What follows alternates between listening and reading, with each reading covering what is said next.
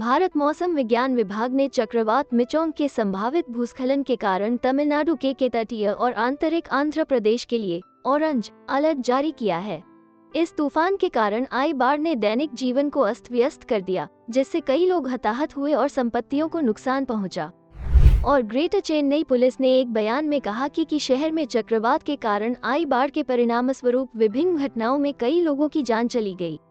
आइए जानते हैं चक्रवात मिचोंग के बारे में। मिचोंग एक उष्णकटिबंधीय तूफान है। वर्तमान में आंध्र प्रदेश में के तट से टकराने के बाद भारी बारिश के पूर्वानुमान के बीच ओडिशा के दक्षिणी जिले को रात अलर्ट पर थे। भारत मौसम विज्ञान विभाग (IMD) ने अपने नवीनतम अपडेट में कहा कि चक्रवाती मिचोंग मध्य तटीय आंध्र प्रदेश के डीप डिप्रेशन में कमजोर हो गया है, जो बापटला से लगभग 100 किलोमीटर उत्तर उत्तर पश्चिम और खम्मम से 50 किलोमीटर दक्षिण पूर्व में स्थित है। मौसम विज्ञान विभाग ने भविष्यवाणी की थी कि मिचोंग आंध्र प्रदेश के तट को पार करने तक उष्णकटिबंधीय चक्रवात के रूप में बना रहेगा। हालांकि बाद में IMD ने इसे गंभीर तूफान के रूप में अपग्रेड कर दिया, जिसकी गति 88 किलोमीटर प्रति घंटे से 166 किलोमीटर प्रति घंटे के बीच हो सकती है। ऐसा माना जाता है कि दक्षिणी आंध्र प्रदेश तट पर तापमान के सामान्य से अधिक होने के कारण मिचोंग मजबूत हुआ है। तूफान के साथ होने वाली अत्यधिक भारी बारिश के परिणामस्वरूप कटाई के लिए तैयार फसलों को बड़े पैमाने पर नुकसान होने की आशंका है। चक्रवात के तट के पास पहुंचने के बाद तूफान बढ़ने और ज्वारीय लहरों के कारण 90 किलोमीटर प्रति घंटे से 110 किलोमीटर प्रति घंटे की रफ्तार से तेज हवाएं चल रही हैं, तथा बारिश के कारण आंध्र प्रदेश राज्य के निचले इलाकों में अचानक बाढ़ भी आ गई। हालांकि दिसंबर में इतनी उच्च तीव्रता वाले चक्रवात की घटना असामान्य है, क्योंकि इस अवधि के दौरान उत्तरी हिंद महासागर में तूफान आमतौर पर इतनी विनाशकारी तीव्रता तक नहीं पहुंचते हैं। अब जानते हैं हिंद महासागर क्षेत्र में उष्णकटिबंधीय तूफानों की परिस्थितियां के बारे में। चक्रवात एक बड़ी वायु प्रणाली है जो आमतौर पर भयंकर तूफान और खराब मौसम के साथ कम दबाव के केंद्र के चारों ओर घूमती है। NDMA के अनुसार चक्रवातों की विशेषता अंदर की ओर सर्पिल हवाएं होती हैं, जो उत्तरी गोलार्ध में वामावर्त और दक्षिणी गोलार्ध में दक्षिणावर्त घूमती हैं, जो इसके किनारों पर भारी वर्षा लाती है। इसकी उत्पन्न होने की अनुकूल स्थितियां, समुद्री तापमान। उष्णकटिबंधीय चक्रवातों के निर्माण के लिए समुद्र की सतह का तापमान 27 डिग्री सेल्सियस से अधिक होना चाहिए। उष्णकटिबंधीय चक्रवात आमतौर पर कर्क रेखा और मकर रेखा के बीच बनते हैं, जहां तापमान इष्टतम होता है। कोरियोलिस बल। चक्रवाती स्थितियों के लिए कोरियोलिस बल की उपस्थिति की आवश्यकता होती है, इसलिए चक्रवात भूमध्य रेखा से दूर बनते हैं। ऊर्ध्वाधर हवा की गति। ऊर्ध्वाधर हवा की गति में छोटे बदलाव होने चाहिए।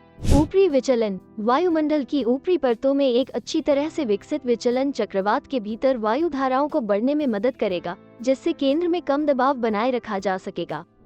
उच्च आर्द्रता। क्यूमुलोनिम्बस बादल के निर्माण के लिए मध्य क्षोभमंडल में उच्च आर्द्रता की आवश्यकता होती है, लगभग 50 से 60%। बदलती स्थिति। दिसंबर में उत्तरी हिंद महासागर में आने वाले तूफान आमतौर पर प्रतिकूल समुद्री परिस्थितियों के कारण विनाशकारी तीव्रता तक नहीं पहुंच पाते हैं।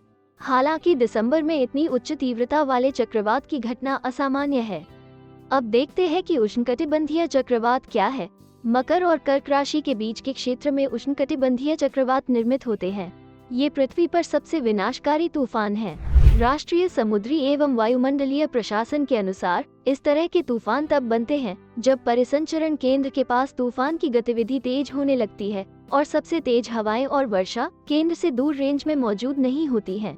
यद्यपि तूफान का केंद्र गर्म होता है और चक्रवात की अधिकांश ऊर्जा अव्यक्त गर्मी से आती है, जो गर्म समुद्र के पानी से वाष्पित होकर तरल पानी में संघनित होने पर निकलती है। उष्णकटिबंधीय चक्रवातों के स्थान और ताकत के आधार पर अलग अलग नाम होते हैं। उदाहरण के लिए इन्हें कैरेबियन, मेक्सिको की खाड़ी, उत्तरी अटलांटिक और पूर्वी और मध्य उत्तरी प्रशांत क्षेत्र में हरिकेन्स के रूप में जाना जाता है। अब जानते हैं बहिरुष्णकटिबंधीय चक्रवात क्या है। बहिरुष्ण उष्णकटिबंधीय चक्रवात, जिन्हें मध्य अक्षांश चक्रवात के रूप में भी जाना जाता है, उष्णकटिबंधीय के बाहर अर्थात कर्क रेखा से परे और कर्क रेखा के भीतर आने वाला क्षेत्र होते हैं।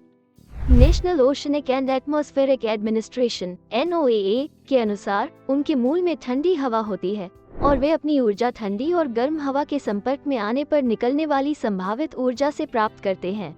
इसमें कहा गया है कि ऐसे चक्रवातों के साथ हमेशा एक या अधिक वाताग्र जुड़े होते हैं। वाताग्रीय फ्रंट एक मौसम प्रणाली है जो दो प्रकार की वायु राशियों के बीच की सीमा का प्रतिनिधित्व करती है। एक का प्रतिनिधित्व गर्म हवा से होता है और दूसरे का ठंडी हवा से। साथ ही ऐसे तूफान जमीन पर या समुद्र में आ सकते हैं। उष्णकटिबंधीय तथा बहिरुष्णकटिबंधीय चक्रवातों में अंतर को देखें तो उष्णकटिबंधीय चक्रवात अपनी ऊर्जा संघनन की गुप्त ऊष्मा से प्राप्त करते हैं, जबकि बहिरुष्ण चक्रवात अपनी ऊर्जा दो भिन्न वायु राशियों के क्षैतिज तापीय अंतर से प्राप्त करते हैं। उष्णकटिबंधीय चक्रवातों में वायु की अधिकतम गति पृथ्वी की सतह के निकट, जबकि बहिरुष्णकटिबंधीय चक्रवातों में गति क्षोभ सीमा के पास सबसे अधिक होती है। ऐसा इसलिए होता है क्योंकि उष्णकटिबंधीय चक्रवात के उष्ण कोर क्षोभ मंडल में, जबकि बहिरुष्ण उष्णकटिबंधीय चक्रवात में उष्ण कोर समताप मंडल में तथा शीत कोर क्षोभ मंडल में पाई जाती है। उष्ण कोर में वायु अपने आसपास की वायु से अधिक गर्म होती है, अतः निम्न दाब केंद्र बनने के कारण वायु तेजी से इस केंद्र की ओर प्रवाहित होती है।